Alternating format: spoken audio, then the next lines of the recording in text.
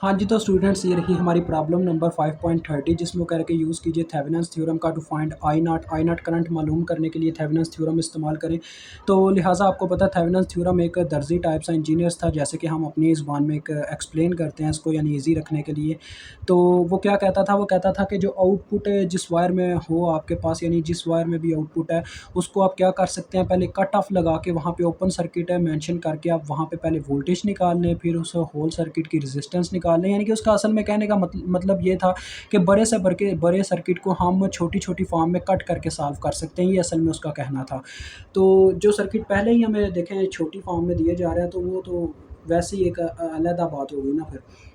तो ज़रा गौर कीजिएगा, जैसा कि थेवेनिन्स थ्योरम कहता है कि आउटपुट वाली वायर को पहले सर्किट में से कट करके वहाँ पे ओपन सर्किट वोल्टेज मेंशन कर दें। तो यहाँ पे देखें आउटपुट वाली वायर कौन सी है, वो ये वाली है जिसमें आई नॉट फ्लो कर रही है, यही हमारी आउटपुट है जिसे हमने फाइंड आउट करना है। तो इसको हम कर देंगे यहाँ पे कट, यहाँ पे हम लगा देंगे कट, ठीक है जी। ये हमने यहाँ पे लगा दिए कट। अब मैं जो नेक्स्ट सर्किट ड्रा करूँगा उसमें क्या होगा, ये वाली वायर मौजूद नहीं होगी बल्कि यहाँ पे ओपन टर्मिनल्स लगाए जाएंगे। तो मैं सर्किट आपको ड्रा करके दिखाता हूँ, बाकी सारा सर्किट एज इट एज़ होगा। तो लें जी, आप देख सकते हैं मैंने क्या किया, उस वायर को यहाँ से रिमूव कर दिया, बाकी एज इट एज सर्किट को ड्रा कर दिया। तो जैसा कि आगे थेवेनिन्स का कहना है कि यहाँ पे ओपन टर्मिनल्स लगाकर, जहाँ पे आपने कट लगाया वहाँ पे आपने उस वायर की जगह ओपन टर्मिनल्स लगाने हैं और वहाँ पे वीओसी के नाम से ओपन सर्किट वोल्टेज मालूम कर लेने हैं इसके मेजर सर्किट के लिए, जो हमने बाद में ड्रा करना होता है। और फिर बाद में हमने यहीं पे आर थेवेनिन्स मालूम करनी होती है इसके नेक्स्ट स्टेप में, ठीक है। तो वीओसी अगर मैं मालूम करना चाहता हूँ तो मैं आपको पहले ही बताता चलूँ, मेरे पास कई तरीके हैं। यहाँ पे नोडल एनालिसिस टेक्निक लग सकती है, लूप एनालिसिस टेक्निक लग सकती है, कई टेक्निक्स हैं। लेकिन जो मेरे ज़हन में यहाँ पे आ रही है ना बच्चों, वो एक ही है कि यहाँ पे हम वीओसी को मालूम कर सकते हैं। अगर मैं 6 किलो ओम के क्रॉस इसके वोल्टेज मालूम कर लूँ, तो यहाँ पे केवीएल का एक छोटा-सा लूप लगा के वीओसी की equation by using Ohm's law, using KVL we make a equation of Ohm's law to find VOC, ठीक है जी।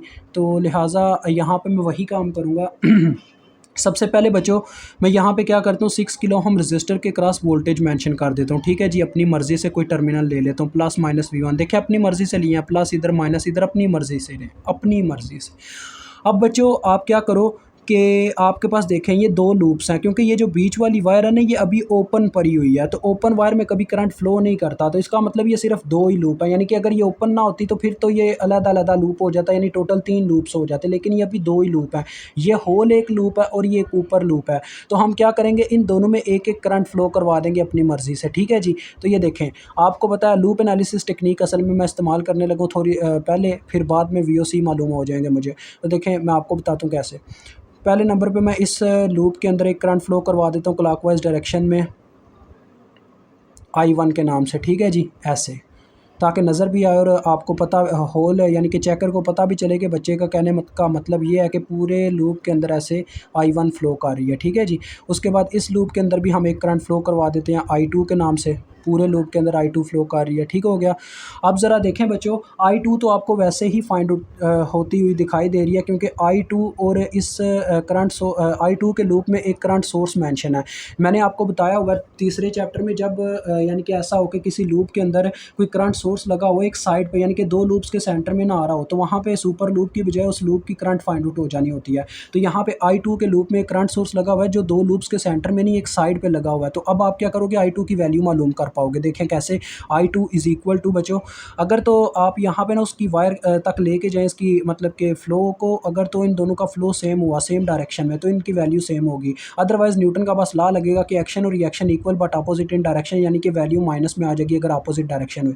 तो देखिए मैं ऐसे फ्लो करके देखता हूँ होल लूप में, तो जब यहाँ पे हमारी I2 आती है तो वो भी ऐसे कहाँ पे जा रही है, राइट साइड को, और ये भी जा रही है राइट साइड को। दोनों की डायरेक्शन सेम है फ्लोवेंस की, 2 मिली एम्पेयर की भी और I2 की भी, तो लिहाजा इनकी वैल्यू भी सेम होगी। तो I2 बराबर आ गया 2 मिली एम्पेयर के। और ये चीज़ बच्चों आप जानते हो कि जिस लूप की करंट की वैल्यू पता चल जाती है उसके ऊपर कभी हम KVL नहीं लगाते, ये चीज़ आप जानते हो। और KVL की बात इसलिए हो रही है क्योंकि मुझे KVL लगाना पड़ेगा I1 को मालूम करने के लिए। उसकी रीज़न बताता हूँ, क्योंकि मुझे वीओसी को बच्चों मालूम करना है ना, तो मैं यहाँ पे ये एक छोटा सा लूप इस्तेमाल करके वीओसी मालूम कर सकता हूँ, क्योंकि इस यहाँ पे एक वोल्टेज सोर्स मौजूद है और एक ये रजिस्टर है जिसके क्रॉस मुझे बस वोल्टेज नहीं पता, अगर ये भी पता लग जाए तो वीओसी मालूम करना इतना मुश्किल काम नहीं है, ठीक है। तो ये दूसरे चैप्टर में ऐसे हम करते होते थे। तो V1 मालूम करने के लिए देखें हम यहाँ पे अगर V1 की इक्वेशन लिखें तो क्या बनती है, V1 इज़ इक्वल टू, जैसे कि आप बच्चों जानते हो ओम्स लॉ की इक्वेशन जैसे लिखी जाती है, V1 is equal to current into resistance. पहले नंबर पे तो मैं रेजिस्टेंस लिखूंगा क्योंकि ये वोल्टेज तब प्रोड्यूस हो रहे हैं, ये लगे हुए हैं दो लूप्स के सेंटर में, ये वाला वोल्टेज ये वाला रजिस्टर लगा हुआ है दो लूप्स के सेंटर में। तो ये दोनों लूप्स की जब इसमें से करंट गुजरती हैं तब इसमें वोल्टेज प्रोड्यूस होते हैं। अब हम देखेंगे बच्चों कि ये करंट बच्चों जिस टर्मिनल में एंटर करेगी ना, जोन सी करंट जिस टर्मिनल में एंटर करेगी उस साइन के साथ यहाँ पे आ जाएगी। तो देखें I1 जो है अपनी डायरेक्शन के अकॉर्डिंग ऐसे इसके पॉजिटिव टर्मिनल में एंटर करती है। देखें ऐसे फ्लो करवा के चेक कर सकते हैं, इसके पॉजिटिव टर्मिनल में एंटर कर रही है, तो लिहाजा I1 तो आ गई प्लस में। लेकिन I2 को अगर फ्लो करवा के ऐसे देखा जाए तो I2 इसके नेगेटिव टर्मिनल में एंटर कर रही होती है क्योंकि वो ऐसे लेफ्ट साइड को आ रही होती है, तो लिहाजा वो नेगेटिव टर्मिनल में एंटर हुई तो ये वो आ गई माइनस में।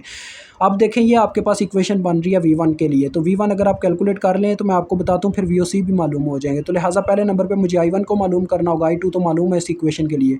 तो I1 कैसे मालूम करेंगे, देखें ये आपके पास नीचे एक लूप है ना ओवरऑल, ये जो I1 का लूप 1 उसके ऊपर KVL अप्लाई कर देंगे, अप्लाई KVL एट लूप 1 ये आपने लिख देना, ठीक है जी। तो KVL का मतलब होता है किरचॉफ वोल्टेज लॉ बच्चों यानी इस लूप के ऊपर अगर मैं KVL लगा रहा हूँ तो इसकी एक साइड से मैं चलना स्टार्ट करूँगा और रास्ते में जो जो चीज़ आती जाएगी उसके मुझे वोल्टेज लिखने होंगे। अब मैं यहाँ से चलना स्टार्ट करने लगा हूँ तो करंट सबसे पहले नंबर पे इसके नेगेटिव टर्मिनल में एंटर कर रही है इस वोल्टेज सोर्स के, तो ये आ जाएंगे माइनस में, -12। मज़ीद आगे बढ़ते हैं तो ये 6 किलो ओम का रजिस्टर आता है जिसमें से दो करंट्स गुजरती हैं तब इसमें वोल्टेज प्रोड्यूस होता है, यानी कि मुझे तो इसके वोल्टेज लिखने हैं ना, तो लिहाजा मैं ये करंट इनटू रेजिस्टेंस यानी कि वो वाला फार्मूला लगाऊंगा ओम्स लॉ का, करंट इनटू रेजिस्टेंस वाला, तो वोल्टेज आ जाएंगे। लेकिन इसमें से दो करंट्स पास कर रही हैं, फिर से वही बात, I1 भी गुजर रही है और I2 भी गुजर रही है, तब इसमें वोल्टेज प्रोड्यूस हो रहे हैं। तो जैसा कि हम जानते हैं देखें I1 तो अपनी डायरेक्शन के अकॉर्डिंग जा रही होगी राइट साइड को, जबकि I2 जा रही होगी लेफ्ट साइड को, ठीक है जी। फ्लो करवा के आप चेक कर सकते हैं। तो अब बच्चों पहले तो V1 की एक अलग बात थी, लेकिन अब तो हो रही है KVL की बात। तो लिहाजा अब हम ये कैसे तय कर पाएंगे कि कौन सी करंट नेगेटिव लेनी है, क्योंकि दोनों की डायरेक्शन अपोजिट है, I1 राइट साइड को जा रही है इसमें से और I2 लेफ्ट साइड को फ्लो कर रही है। तो बच्चों जैसा कि न्यूटन कहता है एक्शन और रिएक्शन इक्वल तो हो सकता है मैग्नीट्यूड में, लेकिन डायरेक्शन अपोजिट होने की वजह से मैग्नीट्यूड के साथ माइनस का साइन आ जाता है। तो इन दोनों में से किसी एक करंट को नेगेटिव लेना पड़ेगा। तो बच्चों पता किसको नेगेटिव लेंगे, नेगेटिव लेंगे I2 को, बिकॉज जिस लूप के ऊपर KVL लग रहा होता है ना हमेशा उसकी करंट को पॉजिटिव लिया जाता है, ये हमारा शुरू से असूल है। तो ये आ जाएगा I1 माइनस I2, ठीक है जी, ऐसे आ जाएगा। मजीद आगे बढ़ते हैं तो ये 2 किलो ओम का रजिस्टर आता है, इसमें से भी बच्चों देखो दो करंट्स पास कर रही हैं, फिर से वैसे ही आ गया +2 के, क्योंकि ये दो लूप्स के सेंटर में है ना इसलिए +2 के इंटू, यानी कि करंट इंटू रेजिस्टेंस का ही फार्मूला है, करंट सभी लिखने लगा हूँ मैं। तो देखो करंट I1 तो जा रही है राइट साइड को और I2 फ्लो के मुताबिक जाती है लेफ्ट साइड को, फिर से अपोजिट डायरेक्शन, तो लिहाजा I1 ही पॉजिटिव ली जाएगी क्योंकि लूप 1 पे KVL लग रहा है और I2 नेगेटिव ले ली जाएगी। नेक्स्ट नंबर पे आता है बच्चों ये 1 किलो ओम का रजिस्टर, इसमें से सिर्फ I1 पास करती है, देखें ये क्योंकि ये साइड पे लगा और इसमें से बस I1 गुजर रही है, तो इसके वोल्टेज आ जाएंगे सिंपल 1 के I1, यानी कि ओम्स लॉ सिंपल, तो इज इक्वल टू आ गया 0 क्योंकि चक्कर मुकम्मल हो गया। हम देखें वहीं पे ऐसे शुरू में आगे जहाँ से चलना स्टार्ट किया था। अब इसको ज़रा सिंप्लीफाई करें इक्वेशन को, तो I1 वाले सारे इकट्ठे कर लें, देखें 6 के I1 और उसके बाद देखें 6 के I1, 2 के I1 और ये 1 के I1, टोटल हो गया 6, 2, 8, 8 और 1, 9। उसके बाद ये जो बच्चे 12 है, 12 दूसरी जानब जाके +12 हो जाएगा, ठीक है जी। उसके बाद I2 वाला भी उठा के हम वेरिएबल दूसरी जानब लेके जाने वाले क्योंकि उसकी वैल्यू हमें पता है। देखें ये बन गया -6 के, ठीक है, -6 के यहाँ से और -2 के यहाँ से, -6 और -2 -8, -8 दूसरी जानब जाके +8 के +8 के इंटू I2 आ जाएगा और I2 की वैल्यू चले बाद में पुट करते हैं, अभी ऐसे मैं ले जाता हूँ बस। और नेक्स्ट स्टेप में बच्चों देखो क्या होगा, नेक्स्ट स्टेप में सिंपल आप भी जानते हो I1 इधर ही रह जाएगा, ठीक है, और 9 के उधर जाके डिवाइड हो जाएगा दूसरी जानब, यानी कि 12 + 8 के इंटू I2 की वैल्यू पुट होगी जो कि आप जानते हैं 2 मिली है, वो पुट हो गई और बटे में आ गया 9 के। अब इस को ओवरऑल कैलकुलेटर पे सॉल्व करते हैं क्या बनता है। ये देखो बच्चों 12 में 16 जमा हो रहा है, यानी कि किलो और मिली कैंसिल, 8 2 बार 16, 16 और 12 कितना होता है, 12 जमा 16 28 मेरे ख्याल में होता है, और 28 को 9 पे तकसीम करें तो 3.1। तो बच्चों ये करंट आपके पास आ जाती है 3.11 मिली एम्पेयर, किलो ऊपर आके मिली बन जाएगा। अब आप यहाँ पे V1 को कैलकुलेट कर सकते हैं, देखें V1 इज़ इक्वल टू 6 के इंटू I1 की वैल्यू पहले पुट होगी जो कि है 3.11 मिली, माइनस I2 की वैल्यू जो कि है 2 मिली। ये आपके सामने V1 बस मालूम होने लगे हैं, देखें तो जी 6 इंटू 3.11 -2। ये बच्चों मैंने 6 के साथ किलो और इनके साथ मिली क्यों नहीं लगाया, क्योंकि किलो और मिली आपस में ज़रब खा के कैंसिल आउट हो चुके होंगे। तो ये आपके पास असल में वोल्टेज जो आते हैं ना वो आते हैं 6.66 वोल्ट, ठीक है जी। तो ये आपके पास आ गए हैं। अब आप बच्चों आपके पास ये जो लूप है ना, आपने ओवरऑल तो एक लूप बनाया हुआ है। अब आप ऐसा भी कर सकते हो बच्चों कि वीओसी की अगर आप इक्वेशन लिखना चाहो ना, ऐसे भी लिख सकते हो। देखो अब मैं आपके सामने डायरेक्ट लिखने लगा था यार, शुक्र है बच गया। मैं जो समझाना चाह रहा हूँ वो ये है कि आपने क्या करना है। अब आपने या तो आप इस साइड को ले लो या इस साइड को ले लो, यानी कि थोड़ी देर के लिए ये कंसीडर करो कि ये ना जो वायर है ये कनेक्टेड हो गई है, जिसकी वजह से ये जो I1 करंट है ये ऐसे बीच में से ऐसे गुजरना स्टार्ट हो गई है। ठीक है जी, या तो ऐसे गुजरेगी, यानी या तो इस लूप में ऐसे ऐसे फ्लो कर रही होगी, या इस लूप में ऐसे ऐसे यानी ऐसे ऐसे फ्लो कर रही होगी। तो आप किसी एक लूप के ऊपर KVL की इक्वेशन लिख के यानी VOC मालूम कर सकते हो। लेकिन वो लिखा असल में जाता है ओहम्स लॉ की मदद से, क्योंकि करंट फ्लो नहीं करती बच्चों बीच में से। बस वो एक अलहदा बात है कि आपको लिखने का तरीका सिखाने का मेरा एक तरीका है। तो देखें आप क्या करो, ऐसे इसका ना बॉक्स आपको बना के दिखाने लगा हूं। देखें यहाँ पे ये सबके वोल्टेज मेंशन कर लो, इस ये छोटे लूप के प्लस माइनस, ये आपका V1 है। ऐसे फिर आपके यहाँ पे प्लस माइनस VOC हैं, और ये आपका लगा हुआ है 12 वोल्ट का सोर्स, प्लस माइनस 12 वोल्ट।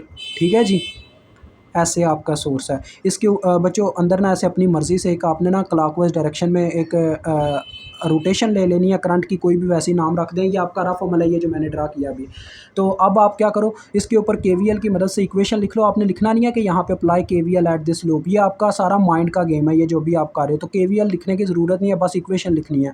अब यहाँ से हम चलना स्टार्ट करते हैं। तो करंट देखें सबसे पहले नंबर पर इसके नेगेटिव टर्मिनल में एंटर करती है, ये तो आ जाएंगे माइनस में। लेकिन अब पहले मैंने V लिखा हुआ है तो पहले मैं V1 लिख लेता हूँ। देखें जब ये माइनस में लिख लेंगे तो अब हम आगे बढ़ेंगे तो करंट इसके पॉजिटिव टर्मिनल में एंटर कर रही होगी, तो ये लिखे जाएंगे प्लस में प्लस V1। ठीक है जी, और ये लिखने थे -12, तो ये मैंने बाद में लिख दिया, फ़र्क नहीं पड़ता। ठीक है जी, मज़ीद आगे बढ़ते हैं। तो करंट इसके पॉजिटिव टर्मिनल में एंटर करते हैं, तो ये आगे प्लस में प्लस VOC। और नेक्स्ट देखें हम वहीं पे वापस आ गए जहाँ से चलना स्टार्ट किया 12 वोल्ट पे, क्योंकि यहीं पे हमने वोल्टेज बीच में लिख लिए हुए हैं, तो लिहाजा इज इक्वल टू में 0 आ गया। ऐसे बच्चों इक्वेशन आती है, और ये आपने असल में ना अपने माइंड से लिखनी होती है। ये एक कंसेप्ट होता है जो बच्चे के पास होना चाहिए। तो ये कंसेप्ट आपके पास इस तरह से आप बना सकते हो अपने माइंड में। ठीक है जी, तो देखें यहाँ पे आप VOC की इक्वेशन आ जाएगी। VOC इज़ इक्वल टू 12 उधर जाके प्लस हो गए और V1 उधर जाके माइनस V1 हो गया। तो 12 माइनस इंटू V1 की वैल्यू कितनी आई है जी हमारे पास 6.66। अब मैं ये कैलकुलेटर पे कैलकुलेट करता हूँ कितनी बनती है। तो 12 में से अगर 6.66 निकाल दिया जाए तो पीछे बचता है 5.34 वोल्ट। ठीक है जी, ये आपको बच्चों वोल्टेज मिल गए आपके VOC, जो यानी कि उसका कहना था अपने थेवेनिन्स का कि ओपन सर्किट वोल्टेज निकाल लें। तो ये तो हमें मिल गए 5.34।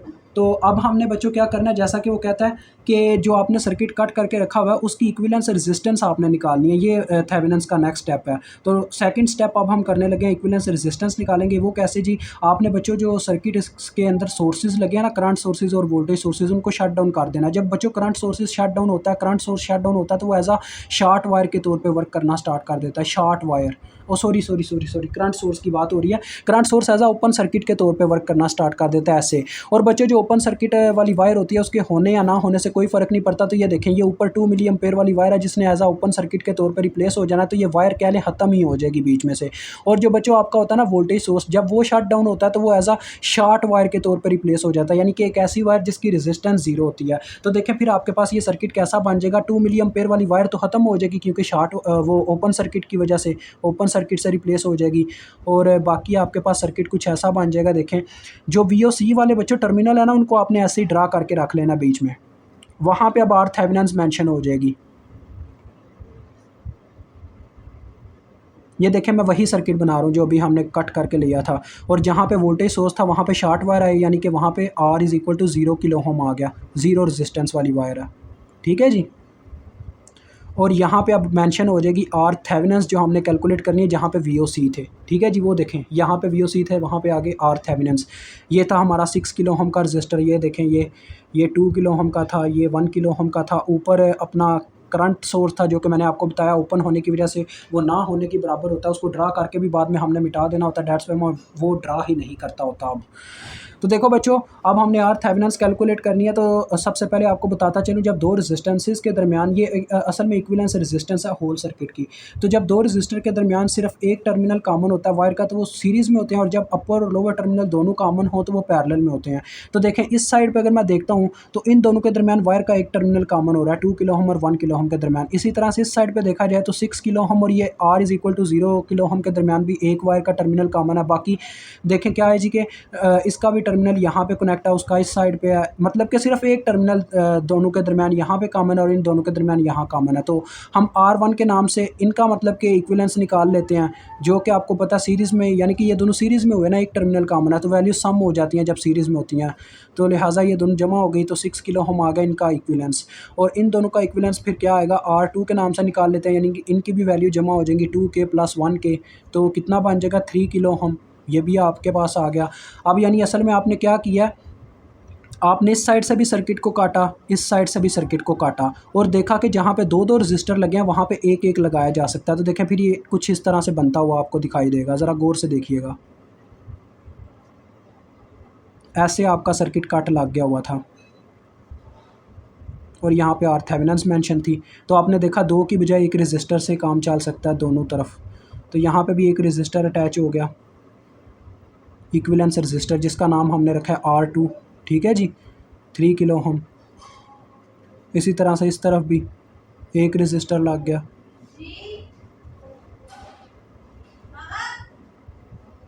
जिसका नाम हमने R1 रखा है, जो कि 6 किलो ओम के बराबर है। अब ज़रा गौर कीजिएगा, आर थेवेनिन्स अब डायरेक्ट मालूम होने लगी है क्योंकि दो ही रजिस्टर रह गया। और देखो R1 और R2 के दरमियान एक वायर का टर्मिनल यहाँ पे कॉमन हो रहा है, देखो इसका भी ऐसे वायर का टर्मिनल यहाँ पे कनेक्ट है और इसका भी एक टर्मिनल यहाँ पे कनेक्ट है। इसी तरह से R1 और R2 का नीचे भी यहाँ पे आके एक एक टर्मिनल कॉमन हो रहा है। देखें अपर टर्मिनल वहाँ पे और लोअर टर्मिनल दोनों के दरमियान यहाँ पे कॉमन हो गए, यानी ये दोनों पैरेलल में हो गए।